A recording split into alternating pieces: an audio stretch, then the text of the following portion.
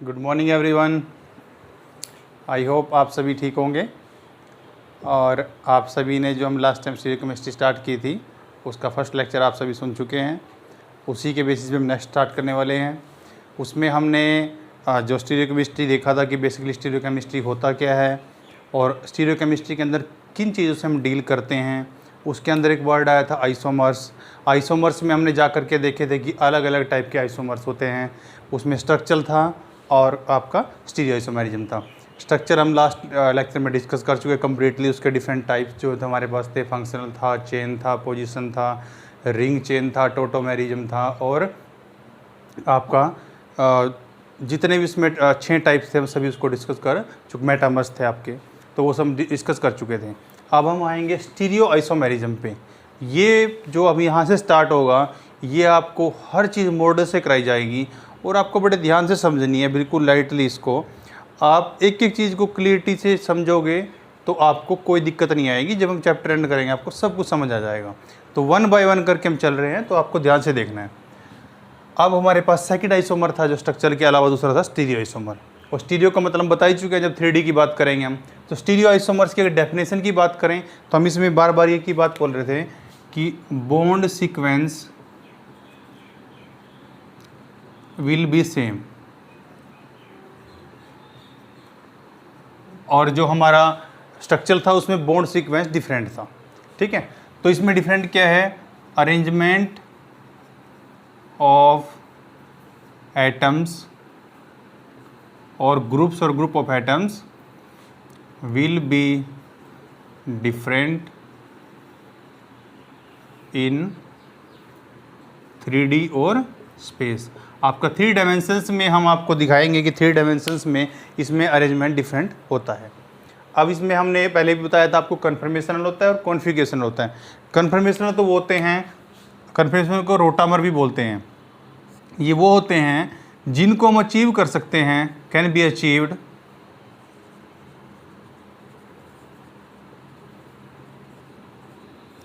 Bye rotation of bond. ठीक है, मैंने आपको उस दिन भी बताया था कि इसके अंदर आपके अलग अलग कन्फर्मेशन आती है। इक्लिप्स आ जाता है, ठीक है, आपका एंटी आ जाता है, स्क्यू गोस, इस टाइप की डिफरेंट फॉर्म। इनको आगे डिटेल में डिस्कस करेंगे। अभी आपको जनरल इतना बता रहा हूँ कि ये आपस में रोटेशन से अचीव हो जाते हैं। अब रोटेशन किसकी होती है? सिर्फ सिंगल बॉन्ड की। डबल बॉन्ड, ट्रिपल बॉन्ड की रोटेशन नहीं होती, क्योंकि उनकी जो बॉन्ड रोटेशन की जो एनर्जी चाहिए वो बहुत ज़्यादा होती है। अब हम बात करते हैं कॉन्फ़िगरेशनल की। कॉन्फ़िगरेशनल में क्या था? मैंने आपको बताया था कि ये आप इनके अंदर जो बॉन्ड रोटेशन है वो रिस्ट्रिक्टेड है, रोटेशन पॉसिबल नहीं है यहाँ पे, क्योंकि यहाँ पे आपके डबल बॉन्ड वगैरह आ जाते हैं। तो इसमें आप कॉन्फ़िगरेशन में देखेंगे, जैसे आप बोलते हो सिस ट्रांस, ये सब चीज़ें यहीं पे आएंगी। Cis trans, E Z, anti, syn, ठीक है, और भी डिफरेंटली। जो उसके बाद हम इस पॉइंट पे पहुंचेंगे कि ऑप्टिकल रोटेशन जब डिटरमाइन करते थे वो यहीं से देखेंगे कि कहाँ कन्फर्मेशन पॉसिबल है, किस में रोटेशन होगी, कौन सा कायरल है या नहीं कायरल है। ठीक है, उसके बारे में। इन दोनों में एक टर्म आपको बार बार आएगी और वो आप इन के टाइप भी समझ लीजिए, वो है एनेंशियोमर्स और डायास्टीरियोमर्स।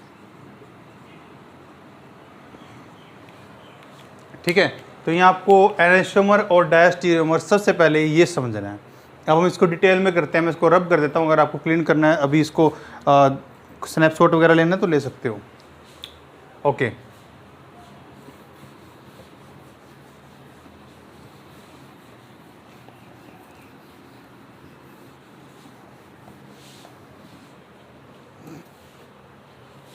सबसे पहले हम बिल्कुल सिंपल सिस्टम से स्टार्ट करेंगे। Enantiomers,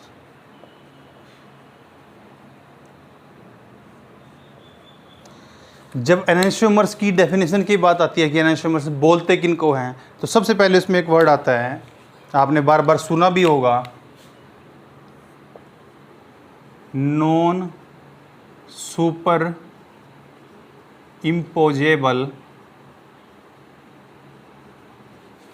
mirror images of each other. मतलब ये कौन से आइसोमर हैं? जो दो आइसोमर ऐसे हैं जो एक दूसरे की मिरर इमेज तो हैं लेकिन नॉन सुपर इम्पोजेबल है। मतलब एक की जो मिरर इमेज है उसको हम दूसरे के ऊपर एज सच नहीं रख सकते। रखने के बाद आपको सेम मॉलिक्यूल नहीं मिलेगा, तो उसको बोलेंगे non super imposable mirror image of each other. अब इसको हम एग्जांपल से बड़े आपको क्लियर कर देते हैं। आप देखिए इसमें, जैसे यहाँ पे मेरे पास ये मॉलिक्यूल है, ठीक है। अब मैंने यहाँ पे एक मिरर रखा है। मिरर रखने के बाद आपको इमेज में जो चीज़ जहाँ थी वो उसके अपोजिट मिलेगी। यहाँ पे आपको आयोडीन इस साइड था, मिरर में आपको उस साइड दिखना चाहिए। Cl इस साइड था तो आपको इस साइड दिखना चाहिए। ये अलोंग वर्टिकल एक्सिस सेम रहता है, हॉरिजॉन्टल वाले आपस में इंटरचेंज हो गए। तो अब जो हमारे पास यहाँ पे मॉलिक्यूल है 1 और ये 2, 1 और 2 में अगर हमसे कोई रिलेशन पूछे तो सबसे पहले हमने चेक करना है उसको। पहले तो देखना है कि क्या एक दूसरे की मिरर इमेज है, तो मिरर इमेज तो बन रही है। उसके बाद क्या हम इसको उठा करके इसके ऊपर रख सकते हैं? अगर रख सकते हैं तो उसका मतलब तो सुपर इम्पोज हो जाएगा, तो फिर ये आपस में non super imposable mirror image नहीं रहेंगी। अगर ये सुपर इम्पोज नहीं होती एक दूसरे के ऊपर, फिर बनेगी non super imposable mirror image. आपको मॉडल से क्लियर करते हैं इसको। हमारे पास सबसे पहले आपको इसको डिटरमाइन करना है कि सपोज कीजिए ये आपके पास फ्लोरीन है, ठीक है। ये फ्लोरीन है, ये क्लोरीन है, ये ब्रोमीन है, ये आयोडीन है। मैंने इसको ऐसे कर दिया, ठीक है। अब मेरे पास इसकी मिरर इमेज बनानी है मुझे, तो इसकी जो मिरर इमेज है वो है ये, आप देख सकते हो यहाँ से, ये इसकी मिरर इमेज है, ठीक है, ऐसे, ठीक है। ये एक दूसरे की मिरर इमेजेस हैं, आप इनको अच्छे से देख सकते हैं। अब जो हमारे पास मिरर इमेज है, फर्स्ट स्टेप तो हमारा क्लियर हो गया कि मिरर इमेज तो हैं आपस में। यहाँ बीच में अगर एक मिरर रखूँगा तो दोनों एक दूसरे की मिरर इमेज है यहाँ से। अब उसने बोला कि नॉन सुपर इम्पोजेबल होनी चाहिए, मतलब इस मिरर इमेज को एज सच में उठा के अगर इसके ऊपर रखूँ तो फ्लोरीन के जो आपका फ्लोरीन था वहाँ फ्लोरीन ही आएगा, नीचे आपका ब्रोमीन था ब्रोमीन आएगा। वर्टिकल एक्सिस वाले तो सेम रहे, लेकिन हॉरिजॉन्टल वाले एक्सचेंज हो गए। जहाँ पे आपका Cl था वहाँ पे आयोडीन आ गया, जहाँ पे आपका आयोडीन था वहाँ पे Cl आ गया। इसका मतलब मिरर इमेज तो हैं लेकिन नॉन सुपर इम्पोजेबल हैं, एक दूसरे के ऊपर सुपर इम्पोज नहीं हो सकती, ठीक है। अगर इस टाइप से सिस्टम आपके पास प्रेजेंट है तो आप उन दोनों को बोलोगे कि यहाँ आपस में एनाइसोमर हैं। आपके अभी बहुत सारे एग्जाम्पल करेंगे, आपको अच्छे से क्लियर हो जाएगा। आपने बेसिकली बिल्कुल बेसिक पॉइंट्स चेक करना है, पहले मिरर इमेज चेक करनी है, फिर उसको देखना है कि नॉन सुपर इम्पोज हो सकता है कि नहीं। अब देखो आपके पास हर टाइम तो मॉडल भी नहीं होंगे, तो मॉडल से आपको सिर्फ समझना है, उसके बाद इमेजिनेशन आपको बोर्ड पे करना है। जैसे मैंने आपको सिंपल सिस्टम शुरू में समझाया कि ये एक मॉडल है, ये उसके साइड में दूसरा जो हमारे पास मॉडल प्रेजेंट है, हमने ऐसे करके आपको बताया। अब देखो ये मान लो यहाँ पे था और ये मॉडल यहाँ पे था, तो मैंने आपको बोला कि इसको उठा के ऐसा चीज़ इसके ऊपर रख के देखो, तो आप इसको सिंपल भी इमेजिन कर सकते हैं। जो आपको पता है वर्टिकल लाइन तो सेम रहेगी, इसका मतलब क्या है, जो इसमें लेफ्ट में था वो यहाँ पे राइट में है, तो इसका मतलब आपस में तो एक दूसरे के पास नहीं है, ये इनको इसी तरीके से नहीं रख सकते हम, ठीक है। तो इसका मतलब यहाँ से क्या डिटरमाइन, अगर आप एक चीज़ नोटिस कीजिए, अगर यहाँ पे आयोडीन है, अगर यहाँ भी आयोडीन होता तो यहाँ भी आयोडीन आना था। अगर ऐसी कोई पॉसिबिलिटी यहाँ पे सर्च होती कि यहाँ भी आयोडीन आता, तो उस कंडीशन में हम उसको बोलते कि देखो वर्टिकल एक्सिस वाले तो सेम ही रहने थे, आपको डिफरेंट क्या होना था, सिर्फ हॉरिजॉन्टल एक्सिस वाला, ठीक है। तो आपको मॉडल से समझना है और इमेजिनेशन इस कॉपी पे करनी है। तो इसका मतलब 1 और 2 आपस में क्या हो गए, एनांशियोमर्स, ठीक है।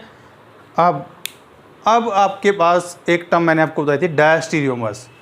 डायस्टीरियोमर्स का मतलब है कि अगर आप बोल रहे हो कि दोनों अलग अलग तो हैं पर एक दूसरे की मिरर इमेज नहीं है, अगर एक दूसरे की मिरर इमेज नहीं है पर अलग अलग हैं तो उनको बोलेंगे डायस्टीरियोमर। सब आते हैं उसके ऊपर भी,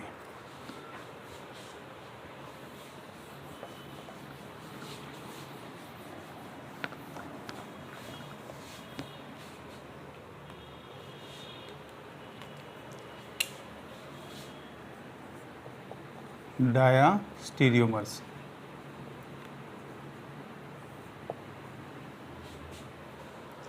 ठीक है, अब आपको कोई भी एग्जाम्पल उसने दे रखा है जहां मिरर इमेज नहीं बनती। जब आपका फर्स्ट पॉइंट ही फुलफिल नहीं हुआ कि मिरर इमेज बनी नहीं, तो हम सुपर इम्पोजिबल या नॉन सुपर इम्पोजिबल की बात ही कैसे करेंगे। तो इसका मतलब तो जो अदर देन एनांशियोमर आपके पास प्रेजेंट हैं, अदर देन एनांशियोमर, जिनकी आप मिरर इमेज कोरिलेट नहीं कर पा रहे हो, ठीक है, बशर्ते वो सेम नहीं होने चाहिए। कई बार एक मॉलिक्यूल को अलग तरीके से लिख देते हैं, उसको बोलते हैं होमोमर, उस पर भी आएंगे अभी। अदर देन एनांशियोमर, अदर देन एनांशियोमर जो भी आपके पास प्रेजेंट है वो सब डायस्टीरियोमर्स की क्वालिटी इस कैटेगरी में आएगा। मैं आपको एक एग्जांपल दे देता हूँ।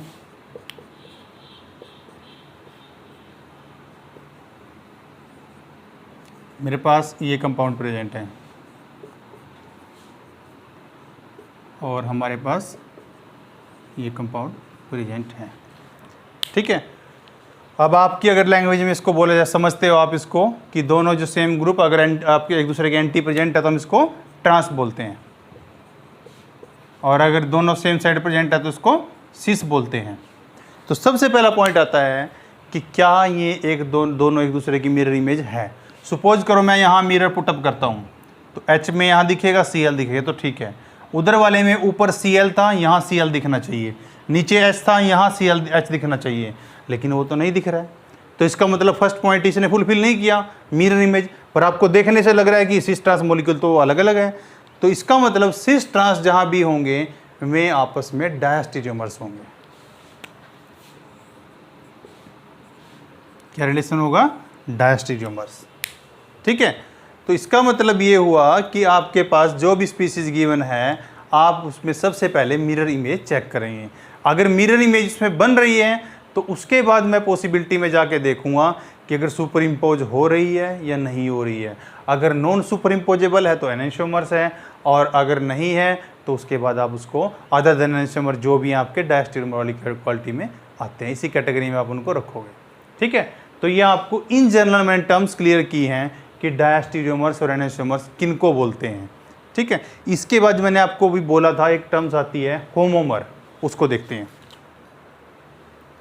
अब आपने एक चीज़ यहाँ पे नोटिस की है कि सिस और ट्रांस आपके पास दो अलग अलग स्पीसीज बन गई है, ये डायस्टीरियोमर्स हैं, ठीक है। तो एक यहाँ पे पॉइंट नोट कर लीजिए कि आपके पास स्टीरियो सेंटर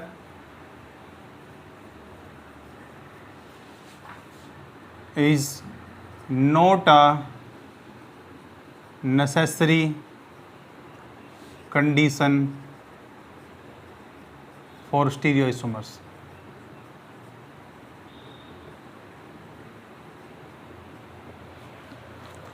कि जो आपका स्टीरियो सेंटर है, अब बताऊंगा आपको स्टीरियो सेंटर है, कायरल सेंटर आप किसको बोलते हो। एक ऐसा कोई भी आपके पास सेंटर है, सपोज करो मैंने कार्बन ले लिया, कोई भी सेंटर हो सकता है जिस पे इसके साथ जुड़े हुए सभी ग्रुप अलग अलग हों। जैसे इस पे आयोडीन लगा है, कहीं फ्लोरीन लगा है, ठीक है, यहाँ पे ये H लगा हुआ है, यहाँ पे कुछ Cl लगा हुआ है। तो इस पे क्या है, इस सेंटर पे जुड़े हुए चारों ग्रुप डिफरेंट डिफरेंट है। अगर ऐसा कोई सेंटर है तो उस सेंटर को हम स्टीरियो सेंटर बोलते हैं।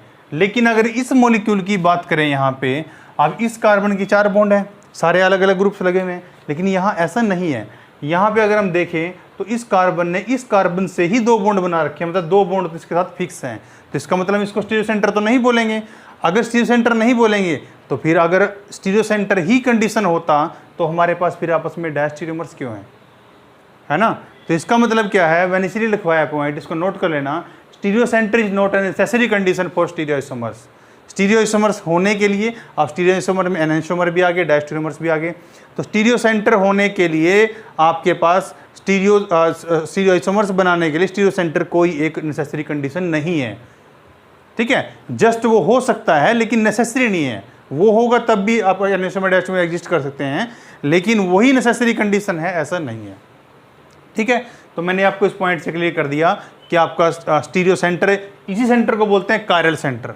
कायरल सेंटर भी इसी को बोला जाता है, कायरल सेंटर। अगर किसी भी एक सेंटर से हैविंग डिफरेंट ग्रुप एटम्स और ग्रुप ऑफ एटम्स,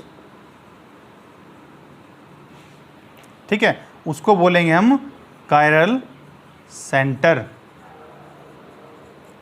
ठीक है, कायरल सेंटर बोलेंगे, या उसी को आप बोल सकते हो स्टीरियो सेंटर, और मॉलिक्यूल को बोला जाएगा कायरल मॉलिक्यूल, ठीक है। तो ये आपके पास कायरल सेंटर या आपके पास स्टीरियो सेंटर की बात यहाँ पे हो गई, एनेंटियोमर हो गए, डायस्टेरियोमर हो गए। अब होमोमर देख लेते हैं।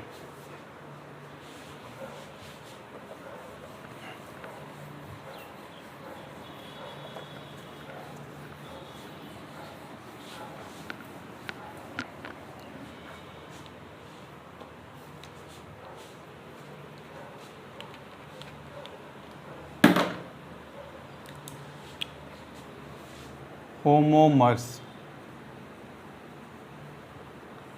वर्ड कुछ सुना सुना सा लग रहा है।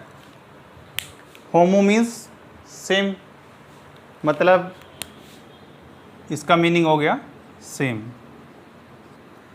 इसका मतलब ऐसे मॉलिक्यूल जो फर्स्ट लुक में आपको देख के लगते हैं कि डिफरेंट हैं, लेकिन वो सेम होते हैं, उनको होमोमर्स बोलते हैं। मतलब अगर मैं एक मॉलिक्यूल को देखो, जब हम 3D पे जाएंगे तो आपको अच्छे से एक्सप्लेन कर दूंगा इस बात को कि एक ही मॉलिक्यूल को बहुत टाइप से लिख सकते हैं हम, ठीक है। एट फर्स्ट लुक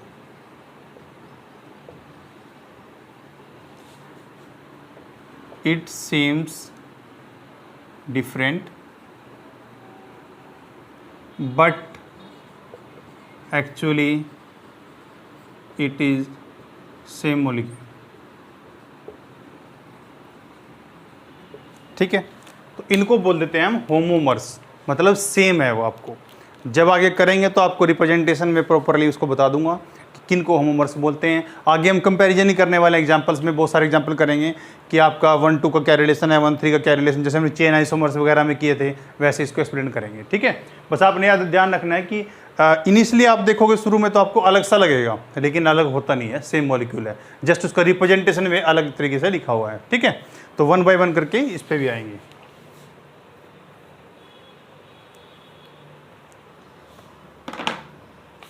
अब यहाँ पे आपको एक पॉइंट और मैं मेंशन कर देता हूँ, किसी भी मॉलिक्यूल का ए molecule must have only one enantiomer, remaining all may be diastereomers। अब इस बात को ध्यान से समझते हैं, बहुत अच्छा पॉइंट लिखा हुआ है कि एक मॉलिक्यूल है जो उसका एक ही एनेंटियोमर हो सकता है, डायस्टीरियोमर जितने मर्जी हो सकते हैं, उसको किसी भी तरीके से लिखो आप। तो इसका मतलब क्या हुआ कि अब देखो, अगर आप इसको सिर्फ सिस ट्रांस से कोरिलेट करोगे तो आपको ऐसा लगेगा कि डायस्टीरियोमर भी एक ही होता है, लेकिन वो आपको एक लिखने का वेट है, और भी तरीके से हम उसको रिप्रेजेंट कर सकते थे। इसने बोला कि एक मॉलिक्यूल का एनेंटियोमर एक ही होगा, क्योंकि अगर मैं खड़ा हूँ तो मेरी मिरर इमेज एक ही बनेगी, मेरे 10 तो नहीं बनेगी ना, ठीक है। अब आपका एंगल किस एंगल से आप उसको रख रहे हो, फिर भी इमेज तो एक ही बनेगी। तो इसीलिए एक मॉलिक्यूल की एक ही इमेज बनेगी, और अगर वो नॉन सुपर इम्पोजेबल है तो उसको हम एनेंटियोमर बोलेंगे। तो अगर एनेंटियोमर बनेगा किसी का तो एक ही बनेगा, उसके बाद रिमेनिंग जितने भी बनेंगे डिफरेंट अरेंजमेंट से वो सब उसके डायस्टीरियोमर्स हो सकते हैं, ठीक है, पर एनेंटियोमर नहीं होंगे। आप इस पॉइंट को नोट करो, क्योंकि जब हम अभी एग्जाम्पल करेंगे तो आपके सारी चीज़ें क्लियर होने वाली हैं। आप पॉइंट यहीं पे नोट कर लीजिए, ठीक है। अब हम आते हैं कि रियलिस्टिक रिप्रेजेंटेशन कैसे है हमारे मॉलिक्यूल्स की, और कहाँ से हम चले थे, 2D से चले थे और 3D तक कैसे पहुँचेंगे। आपको 1 बाय 1 करके सब कुछ क्लियर करेंगे यहाँ पे।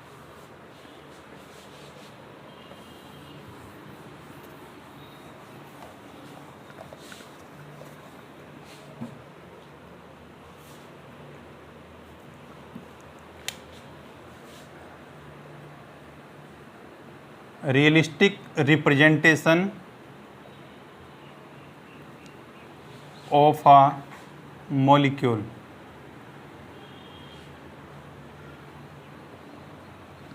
ठीक है, जब भी हम एक मॉलिक्यूल की रिप्रेजेंटेशन के लिए आगे आते हैं, किसी पॉइंट को लेते हैं, तो उसमें कुछ छोटी छोटी 3-4 चीज़ें आती हैं। सबसे पहले हमारे पास, हम ऐसा नहीं कि डायरेक्टली हमने 3D इमेजिन कर लिया था, ऐसा नहीं होता कभी भी। जो बायो के बच्चे उनको पता भी होगा कि जैसे हम पढ़ते हैं ना, इवोल्यूशन हुआ था, तो इवोल्यूशन है यहाँ पे भी। साइंस में भी हम क्या होता है, एक कोई थ्योरी आती है, उसकी कुछ अच्छी सिम्टम्स होती है, इसको आप उसके पॉइंट्स पोस्टुलेट ले लेते हो, लेकिन उसी में कुछ ना कुछ वो कुछ चीज़ों को एक्सप्लेन नहीं कर सकती, कुछ चीज़ों को उसकी लिमिटेशन हो जाती है, उनको एक्सप्लेन करने के लिए दूसरी थ्योरी आती है, तो वो जो इसकी लिमिटेशंस थी वो उसके पोस्टुलेट हो जाते हैं।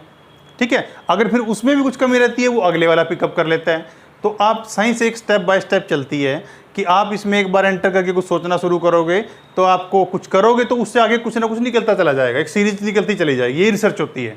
ठीक है, अब आप रियलिस्टिक रिप्रेजेंटेशन मॉलिक्यूल की कैसी करेंगे? सबसे पहले इसके लिए हमारे पास फिशर प्रोजेक्शन आई थी।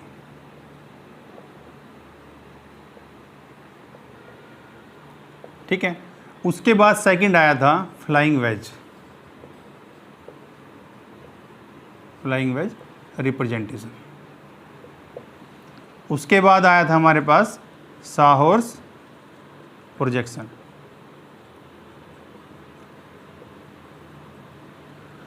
और लास्ट में आया था न्यूमैन प्रोजेक्शन।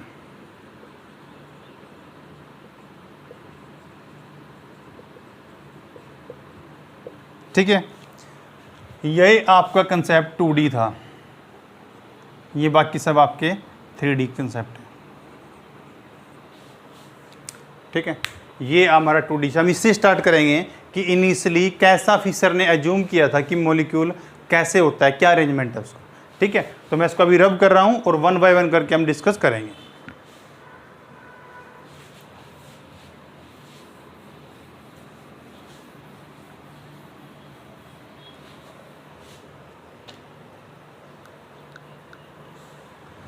फिशर ने बोला था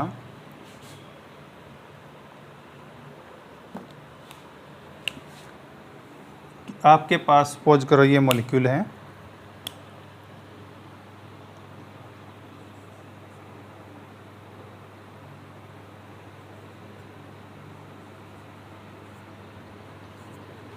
ठीक है। उसने बोला कि आप पेपर पे जैसे ड्रॉ करते हो कि ये 2D आप ऐसे ड्रॉ कर सकते हो, लेकिन इनमें कुछ मीनिंग है इन सब चीज़ों के। आपको पता है ये वाली लाइन आपकी हॉरिजॉन्टल लाइन है, ये आपकी वर्टिकल लाइन है। ठीक है, तो वो क्या कहता है कि हॉरिजॉन्टल पे जो ग्रुप प्रेजेंट है कौन कौन से हैं, बी और डी,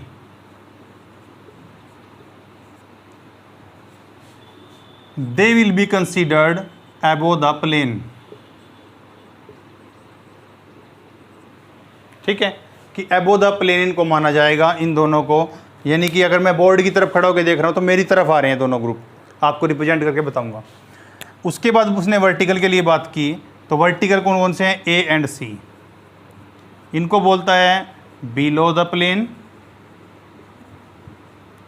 और away from observer, away from observer, ये towards the observer.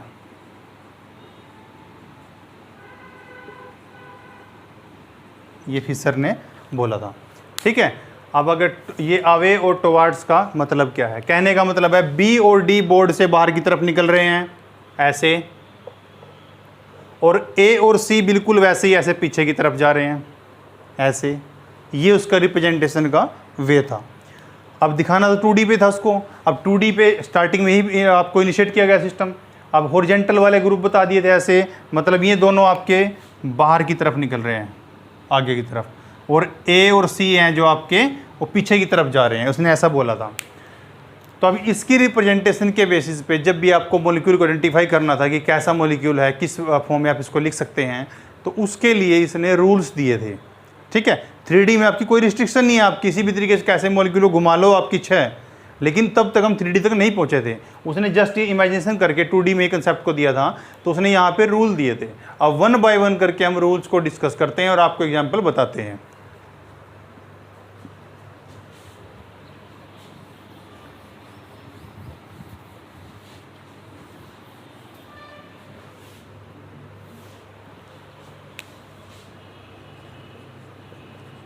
Rules of Fischer to identify molecule.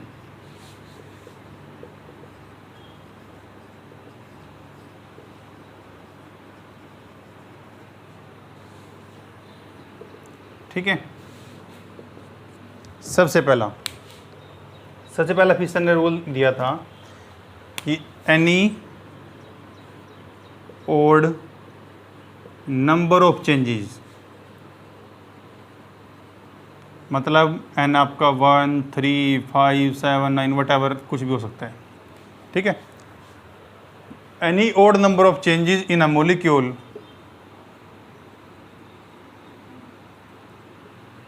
will give enantiomers। ठीक है, इसने पॉइंट लिखा, इसको समझते हैं क्या बोला उसने कहा कि किसी मॉलिक्यूल में अगर आप ओड नंबर ऑफ चेंज करोगे 1, 3, 5, 7, 9 वट एवर इट इज, तो आपको जो नया मॉलिक्यूल मिलेगा वो उस पहले मॉलिक्यूल का एनेंशियोमर होगा। ठीक है, एग्जाम्पल से करते हैं। FCl Br iodine. अब एक कार्बन सेंटर है, इसके चारों तरफ अलग अलग मॉलिक्यूल लगे तो उसको कैरल सेंटर बोलेंगे, स्टार लगा देता हूँ मैं इसके ऊपर। ठीक है, या स्टीरियो सेंटर बोल सकते हैं। अब उसने क्या कहा कि ओड नंबर ऑफ इंटरचेंज, ठीक है, चेंज की बजाय इंटरचेंज लिखो उसको, क्योंकि आपस में चेंज हो रहा है। अब इंटरचेंज का मतलब ये ग्रुप इसके साथ और ये ग्रुप इसके साथ। तो हमने पहले नंबर का चेंज किया तो हमारे पास जो मॉलिक्यूल मिला, यहाँ Cl यहाँ चला गया, F यहाँ पे, और बाकी दोनों मॉलिक्यूल हमने नहीं छेड़े, दोनों ग्रुप से नहीं छेड़े। ठीक है, तो वो कहता है कि आपको इस एक चेंज करने के बाद जो मॉलिक्यूल आपको मिला है, मतलब ये मिला है 1 था, इसको मैं अगर 2 लिख देता हूँ, एक चेंज करने के बाद ये मॉलिक्यूल जो मिला है, दिस बोथ आर एनेंशियोमर्स। ये उसने 2D के रिप्रेजेंटेशन में बोला था, आप इसको 3D में कंसिडर मत करना भी। तो इसको 2D के उसने बोला कि आपके पास 1 और 2 जो आपके पास बने हैं, ये दोनों आपस में एनेंशियोमर्स होंगे। 1 कर लिया, 3 भी कर सकते हैं हम चेंज। अब 2 चेंजेस, 2 में क्या किया उसने, मान लो इन दोनों ग्रुप्स को चेंज कर दिया। अब आयोडीन और क्लोरीन सेम रहेंगे, ब्रोमीन और फ्लोरीन रिप्लेस हो जाएंगे। ठीक है, अब 2 हो गए, अब एक और कर लेते हैं। सपोज करो मैंने इन दोनों को चेंज कर दिया, तो थर्ड भी चेंज हो गया आपके पास। तो आपके पास जो स्पीसीज बनी है उसमें Br और F को सेम रखो, आयोडीन और क्लोरीन को इंटरचेंज कर दो, तो ये आपके पास एक अलग मॉलिक्यूल बन गया है। तो 1 का और जो लास्ट में हमारे पास एक इंटरचेंज के बाद ये बना था, फिर 3 नंबर ये बना था, फिर आपका 4 नंबर ये बन गया है। अब 1 का इस 4th के साथ अगर हम रिलेशन देखें तो वो भी यही रहेगा जो 1 का 2 के साथ था। ठीक है, अब अगर 2 को एक अलग मॉलिक्यूल कंसीडर किया जाए और यहाँ तक जाते हुए एक ही चेंज हुआ है, तो ये भी आपस में एनेंशियोमर होंगे। तो इसका मतलब आपके पास जितने भी ओड चेंजेज होंगे, ओड आप कोई भी इंटरचेंज करोगे मॉलिक्यूल में, तो वो हमेशा आपको एनेंशियोमर ही देगा। आपने इसमें कुछ लगाने की जरूरत नहीं है। इसको आप सोचो नॉन सुपर इम्पोजेबल चीज़ देखोगे, वो आपको यहाँ पे नहीं लगाना है, सिर्फ अगर इंटरचेंज कर, क्योंकि आप लगाओगे तो अल्टीमेटली वहीं आना है, लेकिन हमें उस पर टाइम वेस्ट नहीं करना है। रूल उसी के लिए था। तो रूल इसीलिए है कि आप सिंपल सिस्टम लगा के देखो कि जो मॉलिक्यूल मिल रहा है आपको, वो आपको कितने इंटरचेंज के बाद मिल रहा है। अगर उसमें इंटरचेंज आते हैं ओड नंबर में, तो आप उसको बोलोगे कि ये दोनों मॉलिक्यूल आपस में एनेंशियोमर्स हैं। एग्जाम्पल से क्लियर करेंगे। ठीक है,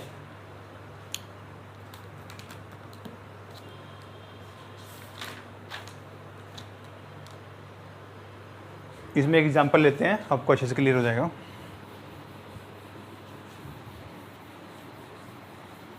मैं इसको रब कर रहा हूँ।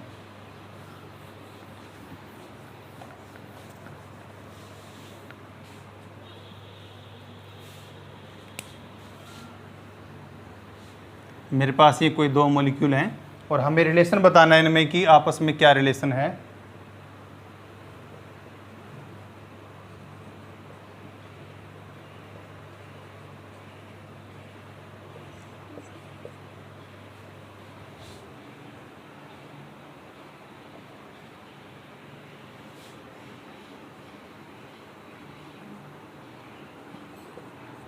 मेरे पास A और B लिखे हुए हैं और हमें पूछा गया कि इन दोनों मॉलिक्यूल में क्या रिलेशन है, क्या ये दोनों सेम हैं या आपके एनएचोमर है, कुछ भी आपको बताना है इन दोनों में क्या रिलेशन हुआ। ठीक है, तो सबसे पहले हम इसको लेते हैं और इस तक पहुंचने की कोशिश करते हैं। अब आप देखो कि हमें जो ये मॉलिक्यूल अचीव करना है, इस मॉलिक्यूल में NH2 ऊपर की तरफ है, तो सबसे पहले हम इसमें एक इंटरचेंज करेंगे कि NH2 को ऊपर की तरफ लेके आएंगे। तो फर्स्ट इंटरचेंज करने के बाद आपके पास बन गया NH2, मिथाइल यहाँ पे आ गया, ब्रोमीन और इथाइल से हमने कुछ नहीं किया, ये सेम रहेंगे। ठीक है, तो हमने एक इंटरचेंज किया और हमारे पास ये मॉलिक्यूल मिल गया। अब देखते हैं इसमें भी क्या जुड़ता है। अब आपको पता है इसमें आपको आपका जो ब्रोमीन है वो आपको नीचे चाहिए यहाँ पे। ठीक है, तो और हम इसको अच्छे से देखेंगे तो इसमें आपने सेकंड इंटरचेंज किया, उसमें आपने ब्रोमीन और इथाइल को चेंज कर दिया। तो अगर ऐसा आपने किया तो NH2 ऊपर सेम रहेगा, Me इथाइल और यहाँ पे ब्रोमीन। ठीक है, अब आपका Br और NH2 सेम हो गया। डिफरेंस कहाँ रहा? Et और मिथाइल, इथाइल और मिथाइल में। तो आप इन दोनों को अगर आपस में इंटरचेंज कर देते हो, इन दोनों ग्रुप्स को, तो थर्ड नंबर का चेंज हो जाएगा। उसमें अगर हम इसको करें तो आपके पास बन गया मिथाइल, इथाइल, NH2, Br, बन गया सेम मॉलिक्यूल। तो आपको A से B तक पहुंचने के लिए कितने इंटरचेंज करने पड़े? 1 2 3। तो इसका मतलब मैंने ओड नंबर ऑफ इंटरचेंज किए। तो अब मैं क्या बोलूँगा, A एंड B में क्या रिलेशन है? एनेंटियोमर्स। तो आपको ये रूल इसलिए दिए गए थे ताकि आप इस टाइप के जो इंटरचेंज हैं उनको करके पता लगा सको कि आपके पास मॉलिक्यूल कैसा है। अगर आप इसको और किस तरीके से रिलेट करते तो आप रिलेट नहीं कर पाते। तो इनके लिए रूल बने हुए थे कि इन रूल से आपको ये मिल जाएगा। तो आपके पास A और B का रिलेशन आपस में एनेंटियोमर आ गया। अब सेकंड रूल पे चलते हैं।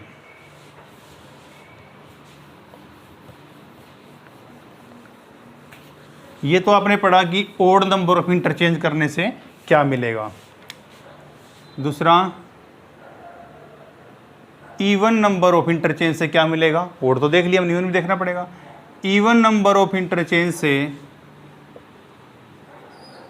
Interchange will give same isomer और सेम मॉलिक्यूल आप बोल सकते हो, और आप होमोमर्स भी बोल सकते हो। मैंने बताया था आपको होमोमर्स, अब यहाँ क्लियर करेंगे उसको। ठीक है, अब कोई भी एग्जांपल ले लेते हैं, जैसे हमने पहले एग्जांपल से स्टार्ट किया था, Cl, Br, F, आयोडीन, ये ले लेते हैं। ठीक है, इसमें हम एक इंटरचेंज करते हैं इन दोनों का। कोई भी कर सकते हो आप, किसी में भी कोई प्रॉब्लम नहीं है कि मैंने इस साइड से किया आप उस साइड से करोगे। ठीक है, use some your brain also. अब मैंने अगर इंटरचेंज किया, इन दोनों को कर दिया आपस में, तो हमारे पास जो न्यू मॉलिक्यूल मिलेगा वो मिलेगा ब्रोमीन, Fe पे लगेगा और ये। ठीक है, तो आपने इवन नंबर ऑफ इंटरचेंज किए, तो इवन नंबर ऑफ इंटरचेंज से जो आपका ये मॉलिक्यूल है और जो ये मॉलिक्यूल है, ये दोनों आपस में सेम होंगे, होमोमर्स होंगे।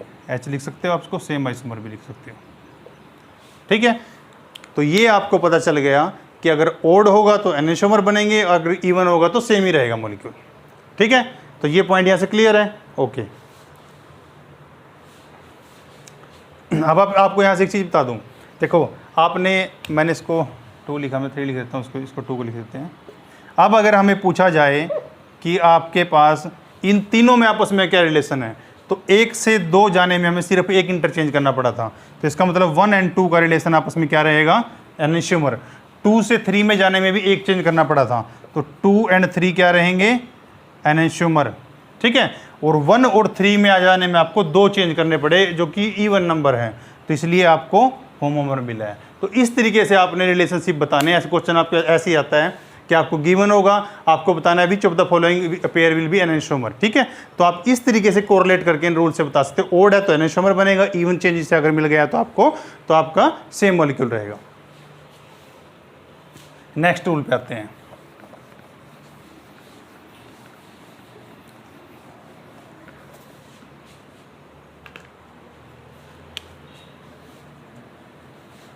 ,90 डिग्री रोटेशन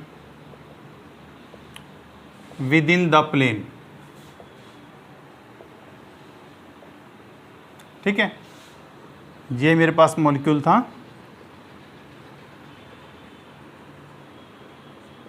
ठीक है। अब मॉडल से दिखा देता हूँ आपको।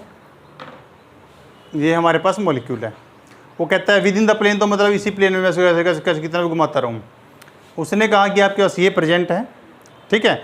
अब अगर इसमें मैं आपको बता पाऊँ तो आप देख पा रहे हो कि ये दोनों आपके हॉरिजॉन्टल हैं, जो आपकी तरफ हैं, जैसा भी सर ने बोला था, और ये दो वर्टिकल लाइन पे दोनों पीछे हैं, मेरी तरफ हैं, ठीक है। तो ये दोनों जो आपकी तरफ हैं, ये दोनों मेरी तरफ हैं। वो कहता है कि जब मैंने इसको 90 डिग्री रोटेट कर दिया, मतलब ऐसे कर दिया, तो अब जो हॉरिजॉन्टल वाले थे वो वर्टिकल वाले हो गए, वर्टिकल वाले हॉरिजॉन्टल वाले हो गए। लेकिन इसका मतलब क्या हुआ, जो आपके एबो थे और बिलो थे वो चेंज हो गए।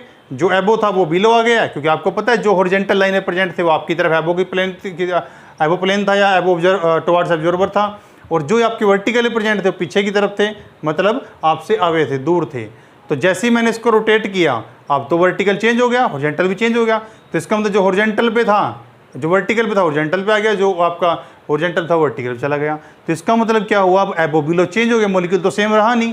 तो अगर आपका मॉलिक्यूल सेम नहीं रहा तो आपको जो भी मॉलिक्यूल मिलेगा वो आपका एनेंटियोमर होगा, ठीक है।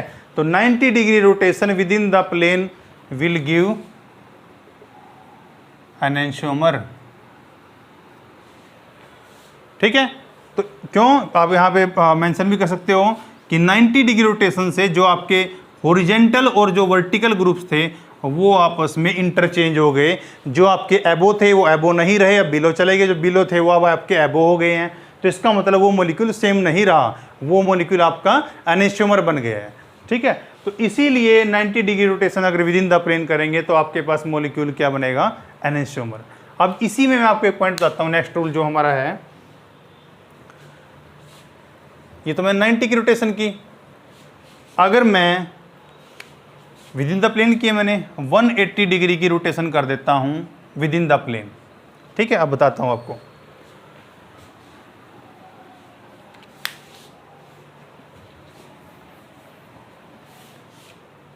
जैसे हमारे पास ये मॉलिक्यूल प्रेजेंट है, अभी तो मैंने इसको 90 रोटेट किया था तो आपके एबो बिलो चेंज हो गए थे। ये ऐसे है, मैं इसको 180 रोटेट करता हूं विद इन द प्लेन, ठीक है। 180 का मतलब क्या, ये ग्रुप यहाँ आना चाहिए, यहाँ आना चाहिए, यहाँ आना चाहिए, सारे आपस में इंटरचेंज हो जाने चाहिए। लो कर दिया। अब जो हॉरिजॉन्टल वर्टिकल थे वो मेरे सेम रहे, उनमें कोई डिफरेंस नहीं आया। जो हॉरिजॉन्टल पे था हॉरिजॉन्टल पे है, जो वर्टिकल पे था वो वर्टिकल पे है। तो 180 डिग्री रोटेट करने से मेरे पास कोई भी उसके अंदर ग्रुप्स के अंदर उनका प्लेन चेंज नहीं हुआ, एबो बिलो चेंज नहीं हुए। अगर एबो बिलो चेंज नहीं हुए तो इसका मतलब मेरा मॉलिक्यूल सेम रहा। तो हम क्या लिख सकते हैं कि अगर आप 180 degree rotation within the plane करोगे तो it will give you same molecule और सेम आइसोमर, ठीक है। तो अगर मैं इसको रोटेट करूं 180 डिग्री, तो 180 डिग्री रोटेट करने से आपके पास Cl आयोडीन की जगह चला गया है, ठीक है। ब्रोमीन आपका फ्लोरीन की जगह चला गया है, ये मॉलिक्यूल बन गया है। तो कोई भी मॉलिक्यूल जो आपको 180 degree within the plane, देखो बच्चे मैं दोबारा बोल रहा हूँ, विद इन द प्लेन मतलब इस प्लेन के अंदर ही, मैंने उसको सिर्फ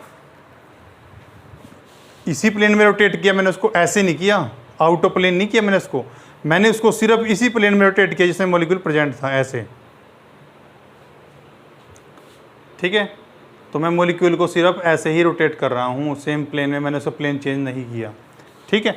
तो आपके पास ये रोटेशन हो गई कि 180 डिग्री अगर विद इन द प्लेन करेंगे तो सेम आइसोमर बनेगा। अब विद इन द प्लेन की दो बार बात कर चुके हैं, अब 90 भी कर लिया 180 भी कर लिया। अब हम इसी की बात करते हैं आउट ऑफ प्लेन। अगर आउट ऑफ प्लेन करेंगे तो क्या बनना चाहिए हमारे पास,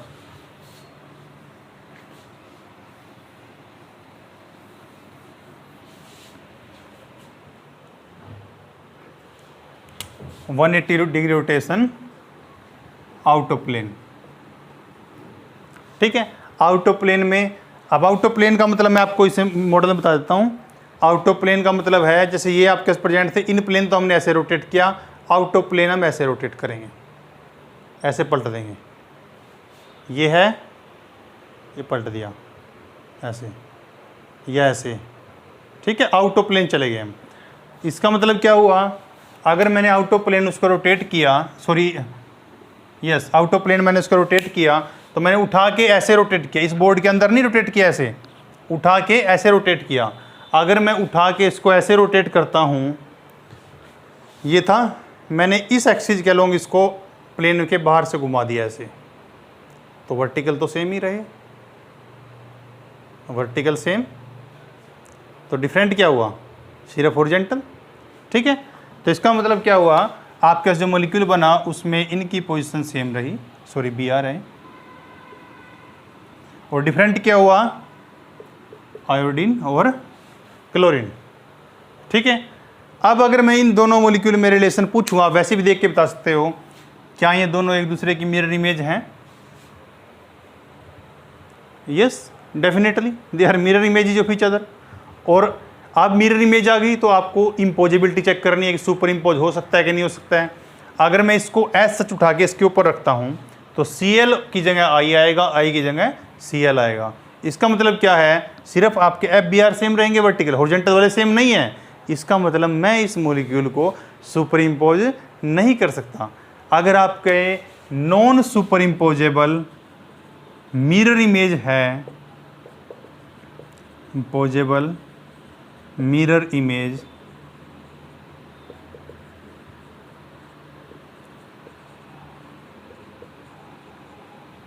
तो मैं नहीं बताऊंगा क्या, अभी आपको पता होना चाहिए।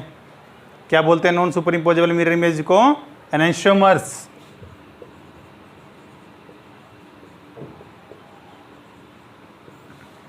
ठीक है, इसका मतलब 180 degree rotation out of plane करने से जो हमें मिलेगा वो क्या होगा, एनेंशियोमर्स। क्लियर कि आपका 180 डिग्री आउट से क्या मिलेगा, इनसे क्या मिलेगा। 90 degree within the plane हम देख चुके हैं, लेकिन 90 डिग्री आउट ऑफ प्लेन हमने नहीं देखा है। देखते हैं उसको।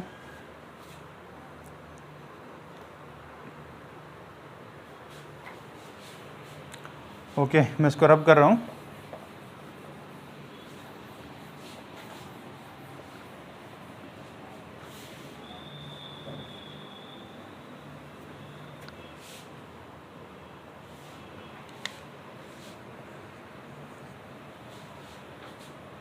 Ninety degree out of plane,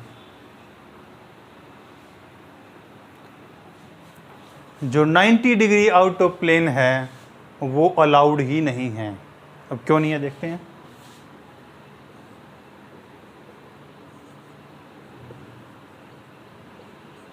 ये आपके पास प्रेजेंट, ये मॉलिक्यूल है। जब इसको 90 डिग्री विद इन प्लेन किया था तो ऐसे कर दिया था, ठीक है। अब 90 डिग्री आउट ऑफ प्लेन करना पड़ेगा। तो अगर 90 डिग्री आउट ऑफ प्लेन का मतलब है कि इसको आउट ऑफ प्लेन इधर, अब 90 डिग्री रोटेट करना पड़ेगा। तो इसका मतलब क्या है, एक ग्रुप आपका एबो आ गया, बाकी सारे ग्रुप आपके बिलो चले गए, जो पॉसिबल ही नहीं है, मॉलिक्यूल की ओरिएंटेशन ही नहीं बनती ऐसे। तो आपको 90 डिग्री आउट ऑफ प्लेन का कोई भी मॉलिक्यूल नहीं मिलेगा, ठीक है, क्योंकि वो आपकी रिस्ट्रिक्शन अलाउड ही नहीं है, वो रिस्ट्रिक्शंस है इसमें, वो अलाउड नहीं है। तो 90 डिग्री जो आपका है out of plane is not allowed, क्योंकि उसमें सिर्फ वन ग्रुप आएगा above the plane, above the plane, और आपके 3 रिमेनिंग जो ग्रुप्स हैं वो आएंगे बिलो द प्लेन। लेकिन फिशर ने क्या बोला था कि आपके हॉरिजॉन्टल पे जो 2 ग्रुप प्रेजेंट है वो एबो द प्लेन होंगे, और जो वर्टिकल पे 2 ग्रुप प्रेजेंट है वो बिलो द प्लेन होंगे। तो उसने 2 कंसेप्ट दिया था, यहाँ तो कंसेप्ट ही अलग हो जाता है। 1 ग्रुप आ गया, 3 पीछे चले गए, ऐसे तो पॉसिबल ही नहीं है। तो जो आपकी 90 डिग्री आउट ऑफ प्लेन है वो आपका पॉसिबल नहीं है। तो ये फिशर के रूल हो गए कि फिशर ने किस तरीके डिस्क्राइब किया है। अब इन पे एग्जाम्पल्स करते हैं।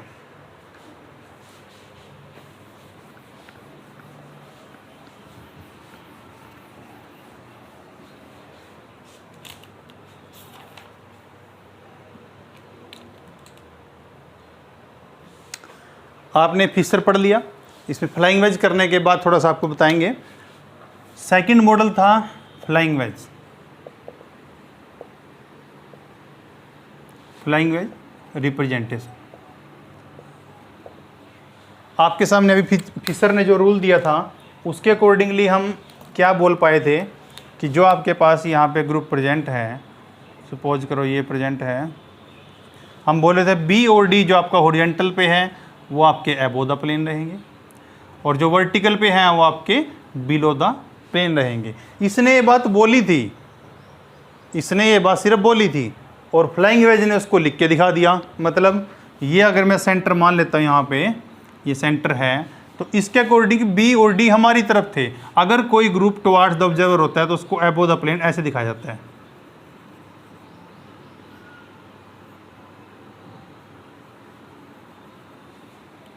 डी बी, ठीक है।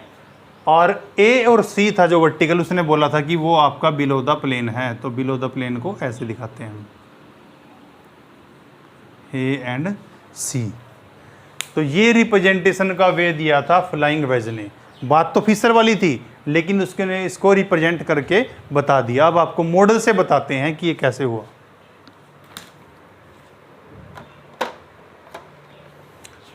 देखो, सबसे पहले हम बात करते हैं जो आपको फ्लाइंग वेज ने बना के दिया।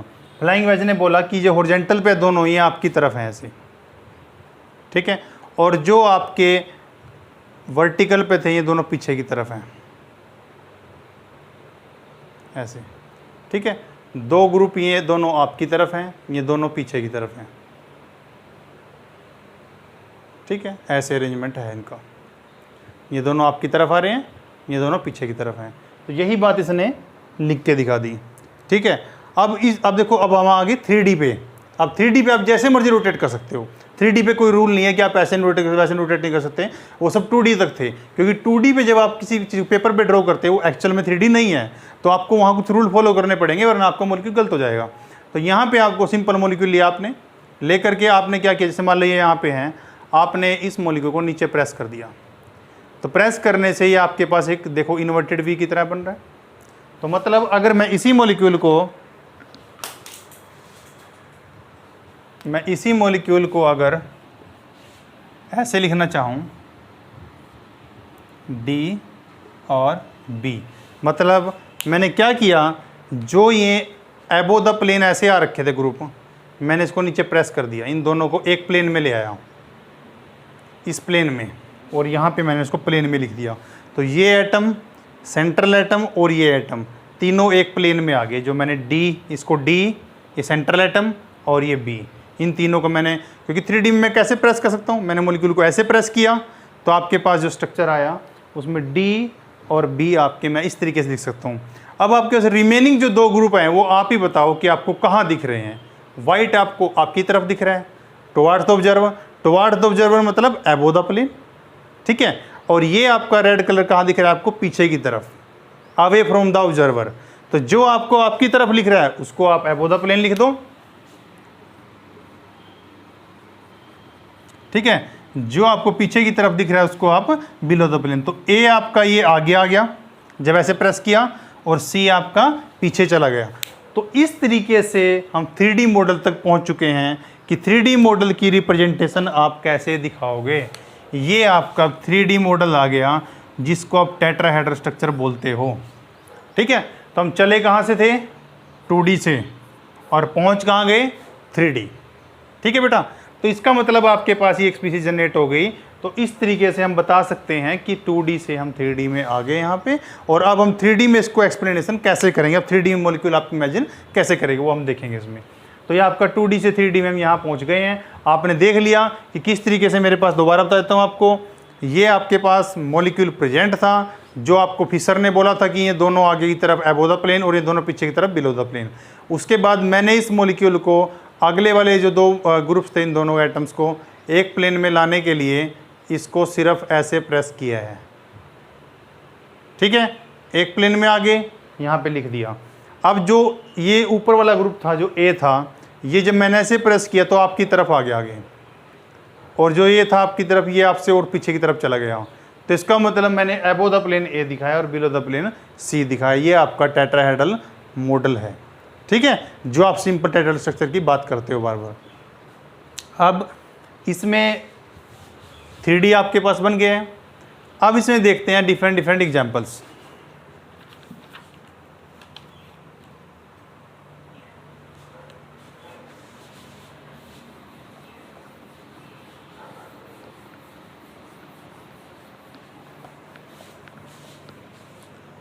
इसका मतलब अगर मैं आपको कोई भी मॉलिक्यूल अब दे देता हूँ, जो मॉलिक्यूल आपके पास, जो कोई भी आपको मॉलिक्यूल दूँ, ए बी सी डी कुछ भी, और आपको बोलूँ कि फिशर में आपको मॉलिक्यूल दिया है, आप इसका साहौर स्ट्रक्चर या आपको 3D में अरेंज करके दिखाइए, तो आपको सिंपल सिस्टम चलना है। सबसे पहले हम क्या करेंगे, जो ए बी आपका गिवन था उसको अबव द प्लेन लिख लेंगे वैसे ही,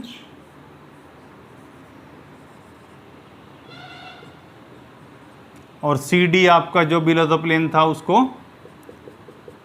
ऐसे लिख लेंगे, ठीक है।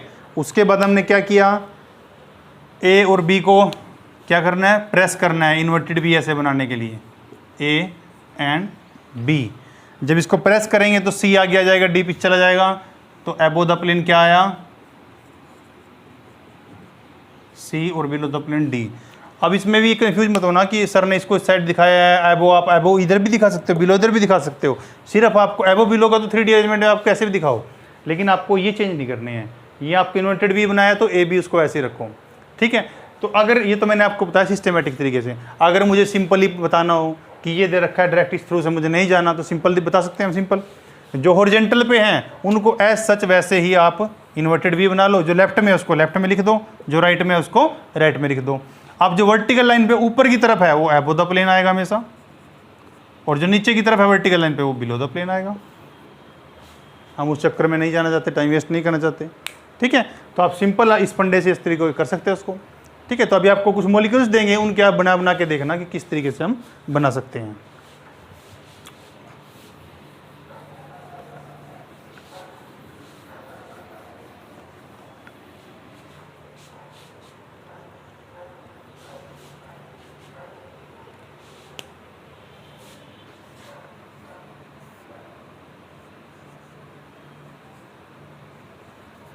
ये मैंने कलर्स के नेम लिखे हैं, रेड वाइट ब्लू येलो। देखो हम आपको ना वो आपकी प्राइमरी भी रिवाइज करा रहे हैं, आपने कलर्स नेम सीखे थे ना, यहाँ आपको रिवाइज कराएंगे, ठीक है। तो कलर्स नेम हमने लिख दिए हैं। अब इसका हमें मॉलिक्यूल बनाना है, तो हम इसका सिंपल मॉलिक्यूल आपको बनाना है तो आप सिंपल सिस्टम से बना सकते हो। जो लेफ्ट में उसको लेफ्ट में लिख दो, राइट वाले को राइट में लिख दो, और जो आपके पास प्रेजेंट था एबो और बिलो उनको ऐसे लिख दीजिए, ठीक है। अब आपके पास जो नेक्स्ट हम कराने जा रहे हैं, सपोज करो मैंने ऐसे लिख दिया इसको, अब ये 3D मॉलिक्यूल हो गया, ठीक है। आपने ऐसे इसको बना लिया। अब मैं अगर आपको पूछता हूँ कि आपका ये मॉलिक्यूल मैंने ऐसे लिख दिया, अब आप बताइए कि अबव द प्लेन कौन सा ग्रुप आएगा और बिलो द प्लेन कौन सा ग्रुप आएगा, ठीक है। दोबारा अपने मॉडल पे आ जाते हैं। ये कलर मेरे शायद इसके साथ नहीं मैच करें, ये डिफरेंट होगा, लेकिन वी ट्राई।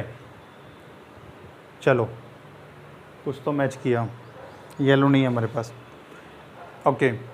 ये आपके पास ये रेड है, ठीक है। अगर मैं इस मॉलिक्यूल को अभी दिखाता हूँ जो आपने पहले बनाया था, ये ऐसे है, ये रेड है, इसको ब्लू मान लो, और ये आपका चेंज कर देते हैं वरना आप इतना तो मानोगे भी नहीं। अब झूठ थोड़ी मनवाना है, वाइट दिखेगा तो वाइट ही मानेंगे ना। रेड आपका ब्लू, वाइट, और इसको येलो मान लो। येलो मानना पड़ेगा भाई, अपने पास कोई दूसरा ऑप्शन नहीं है, येलो तो मानना ही पड़ेगा, ठीक है। तो ये हमारे पास मॉलिक्यूल है। अब वो कहता है कि हमें उसने मॉलिक्यूल ऐसे करके दिया है, तो मतलब क्या हुआ, उसने रेड को उधर ले गया, ब्लू को उधर ले गया है, तो मतलब उसने किया क्या। इसका मतलब उसने आपके मॉलिक्यूल को 180 रोटेट कर दिया ऐसे। अगर उसने इसको 180 रोटेट किया है तो आपके ग्रुप्स चेंज हो जाएंगे ऐसे।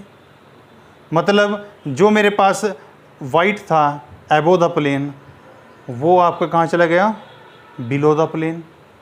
तो इसका मतलब अगर उसने इन दोनों को आपस में उठा के ऐसे मॉलिक्यूल को इंटरचेंज कर दिया, आपको देखो 3D समझने के लिए है, लेकिन करना फिर भी 2D में, मतलब आपको पेपर पे ही है।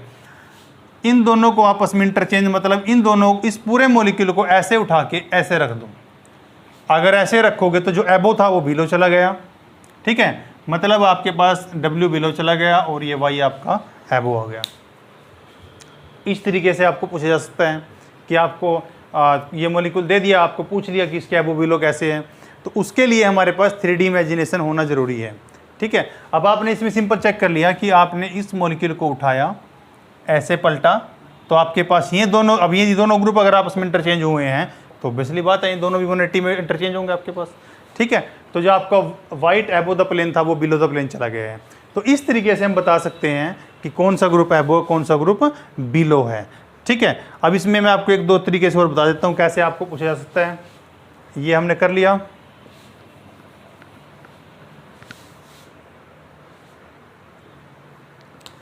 अगर आपको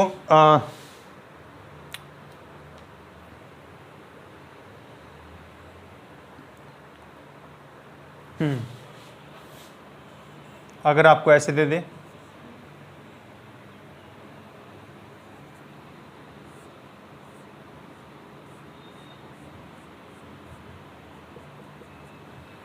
अगर हमें ऐसे दे दिया जाए तो फिर हम क्या करेंगे।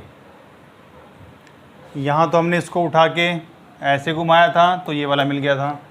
अब उसने क्या किया है, उसने इस मॉलिक्यूल को कैसे बनाया होगा अब हमें सोचना पड़ेगा। तो ठीक है, देखो यहाँ पे R और B इन्वर्टेड V में उसने लिखा है।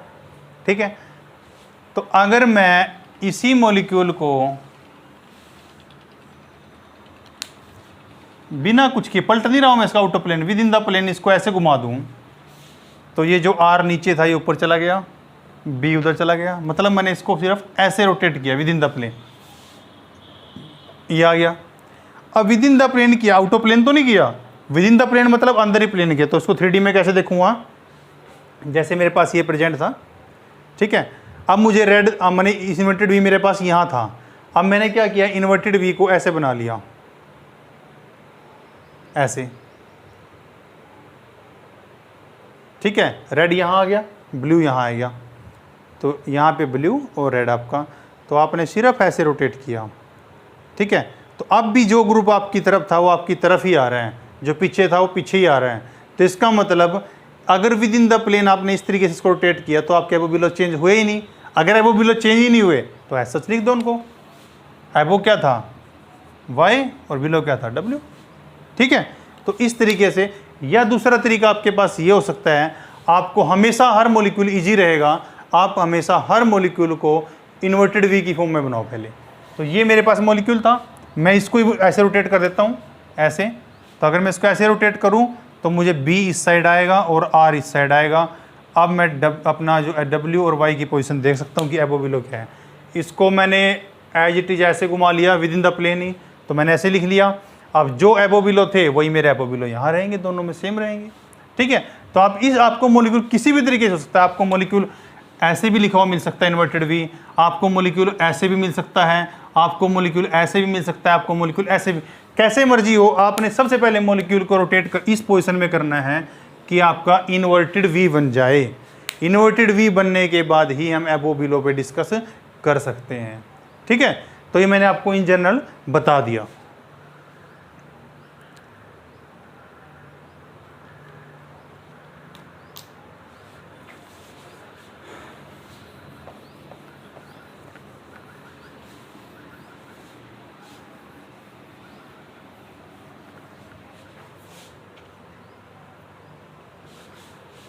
अब आपको अगर ऐसे दिया हो,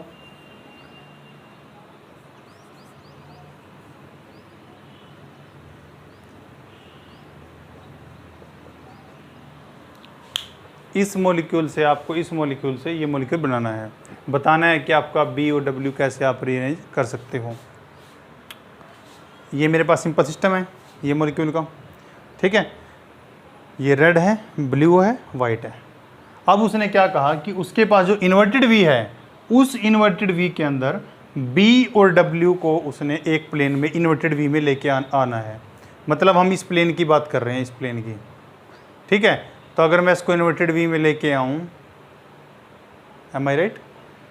no, because we don't have to bring a red in plane, we have to bring blue in plane. So this one we are considering blue, right? So we have to bring this one in same plane. तो आप क्या करोगे, आपको सबसे पहले ऐसे rotate करो molecule को, ब्लू आ गया, इधर वाइट आ गया। स्टार्टिंग दोबारा देख लो आप लोग, ये 3D था, टेट्राहेड्रल मॉडल आपके पास। आपको इस वाइट को और इस वाले ब्लू को इन्वर्टेड V की फॉर्म में लाना है, जो इन्वर्टेड V ये है अभी, ये वाला। ठीक है, तो इसका मतलब आप इसको ऐसे रोटेट करोगे, ऐसे रोटेट करके, तो ये आपके पास मॉलिक्यूल बन गया, या ब्लू आ गया या वाइट आ गया। ये तो हमें चाहिए था, ब्लू एंड वाइट। तो आपका अबव द प्लेन क्या आया, रेड, और बिलो द प्लेन क्या है आपका, जो येलो इसमें गिवन है। ठीक है, तो इस तरीके से आप 3D में रोटेट करके इसको चेक कर सकते हो। ठीक है, आपको सिंपल लेना, मैं आपको दोबारा बता देता हूँ ये वाला। आपको सिंपल हमारे पास सिस्टम क्या प्रेजेंट था, ये वाला, ये रेड और यहाँ पे आपका ब्लू, वाइट और बिलो में आपका येलो था, जो मेरे हाथ में अभी आपके पास ऐसा मॉडल प्रेजेंट था। आपने क्या करना है, आपने वाइट को राइट साइड में लाना है इन्वर्टेड वी में। तो सबसे पहले तो आपको इसको ऐसे रोटेट करना पड़ेगा, ये आपका ब्लू आ गया, ये आपका वाइट आ गया। अब ऑटोमेटिकली आपका जो रेड था वो ऊपर चला गया है। ठीक है, तो हमने जिसके अलोंग रोटेट किया था वो तो ऐसा सच रहा, मतलब आपका येलो पहले पीछे था और अब भी येलो पीछे ही आया। ठीक है, तो इसका मतलब आपने बाकी 3 आइटम्स में सिर्फ चेंज हुआ है, इसमें कोई चेंज नहीं हुआ है। किसी एक के रोटेट तो के आसपास तो आपको इसको हमेशा करना ही पड़ेगा। ठीक है, अब ये आ गया मेरे पास। सपोज करो अगर उसने आपको अगला मॉलिक्यूल इससे ऐसे दे रखा हो, ये उल्टे करके दे रखे हों, तो हम कैसे बताएंगे। देखो यहाँ पे हमने सिस्टम ऐसे लिया था, ऐसे रेड और ब्लू था ये आपका ये वाला। ठीक है, आपने इसको रोटेट कैसे किया था, क्योंकि आपको वाइट को राइट साइड में लेके जाना था, यहाँ नीचे लाना था यहाँ पे, तो हमने इसको इधर की तरफ रोटेट किया था, आगे इधर की तरफ ऐसे। अब मुझे अपना वाइट किस साइड चाहिए, मुझे वाइट को इस साइड चाहिए ऐसे, और वो भी इन्वर्टेड वी के ऐसे फॉर्म में। तो अगर ऐसा करना पड़ेगा तो आपके ये दोनों ग्रुप आपस में इंटरचेंज हो गए हैं। मतलब जो अगर यहाँ से सिंपल देखें, इसको अगर मैं उठा के 180 रोटेट कर दूँ यही मिलेगा। तो आपका जो रेड था वो बिलो चला गया है अब, और येलो था आपका अबव आ गया है। अब आप एक चीज़ यहाँ पे नोटिस कीजिए कि आपका सिर्फ सारा जो हम गेम देख रहे हैं ये 3D मॉडल की रोटेशन पे है। और 3D मॉडल कैसे मर्जी रोटेट कर लो आप, इसमें कोई रूल नहीं है, जैसे मर्जी रोटेट करके आपको मॉलिक्यूल मिलना चाहिए बस। ठीक है, और भी एग्जाम्पल बीच में करते रहेंगे, तो ये आपको क्लियर हो जाना चाहिए यहाँ पे कि किस तरीके से हम डिफरेंट स्ट्रक्चर्स को रोटेट करके हम अपने डिफरेंट मॉलिक्यूल बना सकते हैं।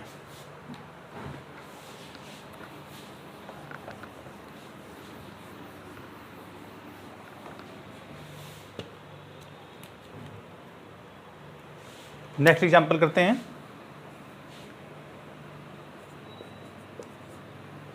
इतने सारे एग्जाम्पल करेंगे हम कि आपको क्लियर होके रहेगा, हमें क्लियर कराना है आपको ज़रूर।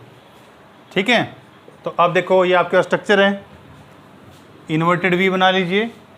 इन्वर्टेड वी मैंने बताया जो लेफ्ट में है हॉरिजॉन्टल वाला उसको लेफ्ट में लिखो, राइट वाले को राइट में लिखो। वर्टिकल वे ऊपर है उसको अबव द प्लेन दिखा दो, बिलो है उसको बिलो द प्लेन डी, और यहाँ पे नाइट्रो। ठीक है, तो आपको एक इस तरीके से आ सकता है कि कोई मॉलिक्यूल दिया है 2D में, उसको 3D में बनाओ। ठीक है, इजीली बना सकते हैं। उसके बाद हम एक ऐसे भी तो सकता है कि कोई मॉलिक्यूल 3D में दिया और उसको 2D में बनाना हो। मतलब ये मान लो हमें कोई मॉलिक्यूल ऐसे दिया होगा भाई,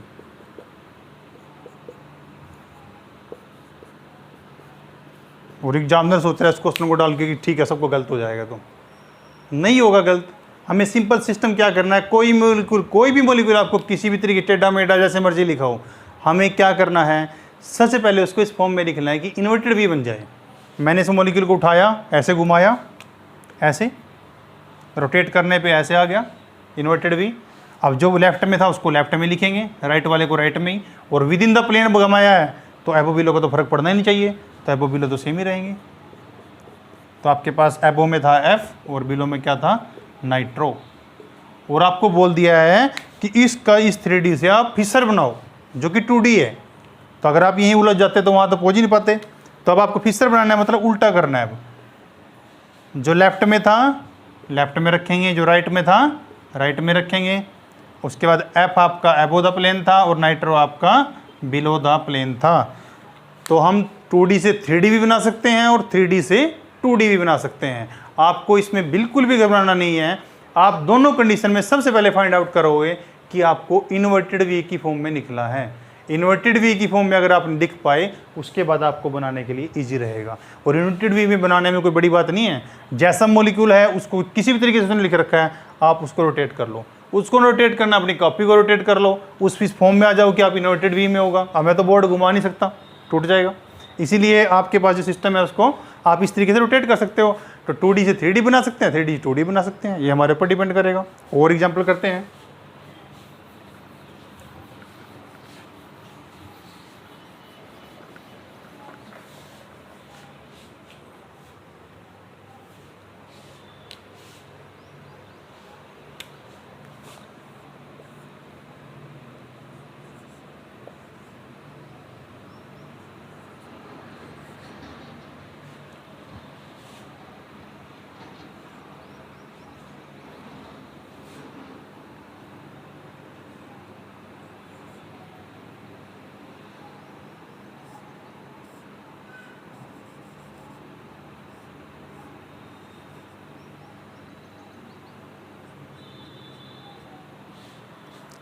ठीक है, ये उसने कोई मॉलिक्यूल पूछा है कि आप इसका बताइए किस तरीके से आप इसको लिख सकते हो।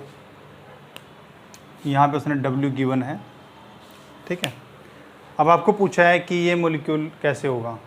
अब अगर देखें तो देख के ऐसा लग रहा है कि ये मॉलिक्यूल तो पॉसिबल नहीं है, क्योंकि इसमें दो है, बोधा प्लेन है, एक बिलो है और एक प्लेन में ही है, तो क्या ऐसी पॉसिबिलिटी हो सकती है।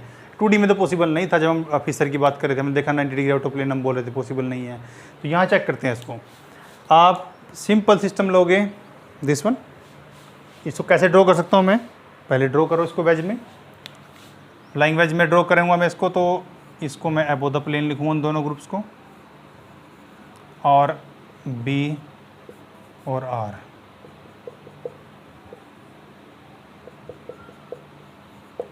ऐसे लिख सकता हूँ। तो मॉलिक्यूल भी ऐसे बना लेता हूँ जब लिखिए ऐसे दिए है, RBW और येलो, ठीक है। ये मॉलिक्यूल है, वो कहता है कि इस मॉलिक्यूल से ये बनाया है। अब देख के तो ऐसा लग रहा है कि नहीं बनेगा, है ना। देखो ऐसे प्रेजेंट था मॉलिक्यूल ये वाला। अगर मैं इस मॉलिक्यूल को ऐसे प्रेस करके इन्वर्टेड वी बना सकता हूँ, तो मुझे पीछे प्रेस करने से कौन रोक रहा है।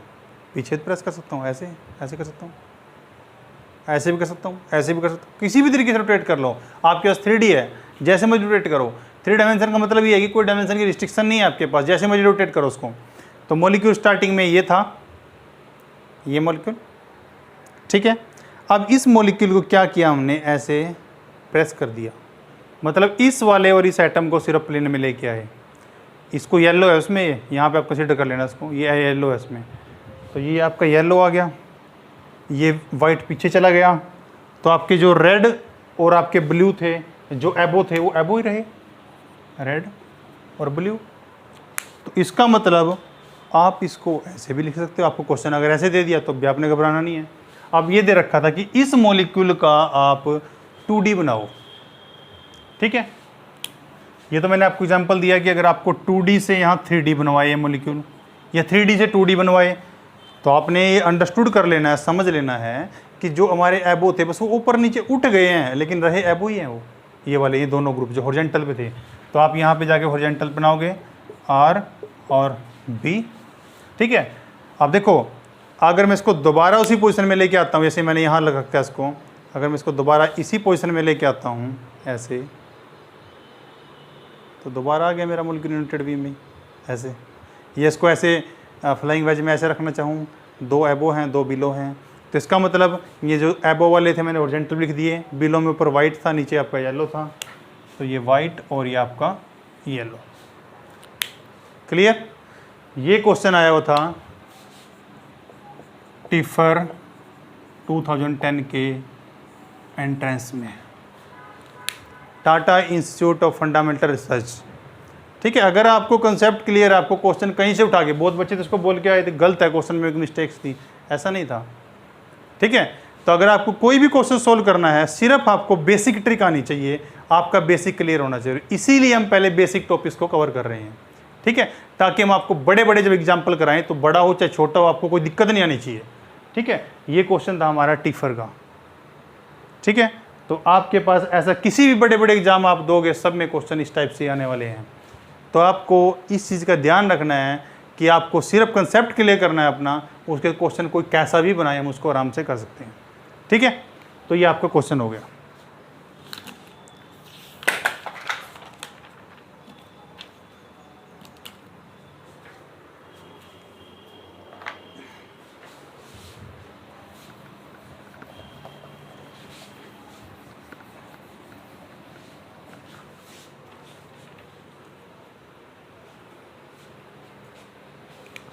अब नेक्स्ट क्वेश्चन हमें गिवन है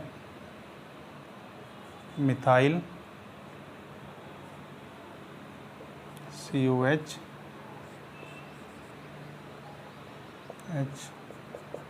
HNS2, आपको बनाना है इसका फिशर। लगाओ थोड़ा दिमाग।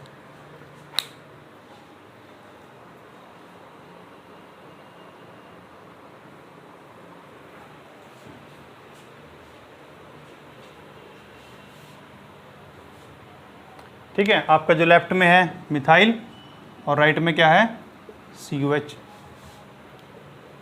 एबो क्या आएगा H और बिलो क्या आएगा NH2। तो ये ऐसे हो सकता है।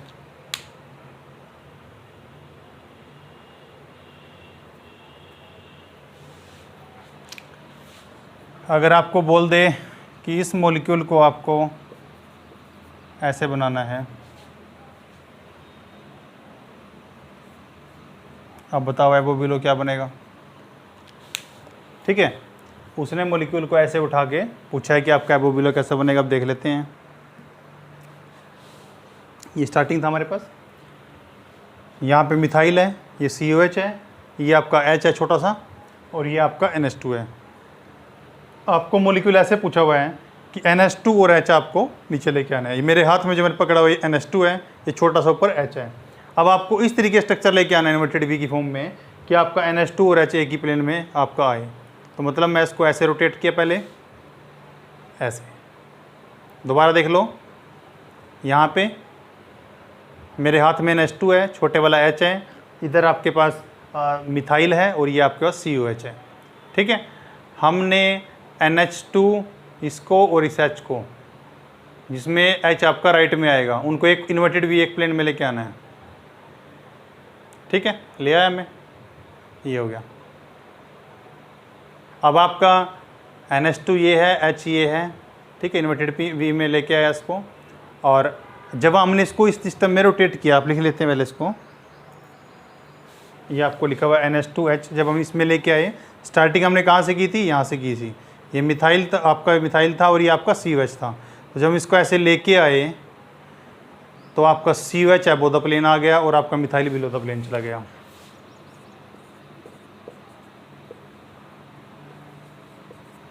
ठीक है, तो आपको ये क्लियर हो गया। तो इस तरीके से हम इन सिस्टम्स को लिख सकते हैं।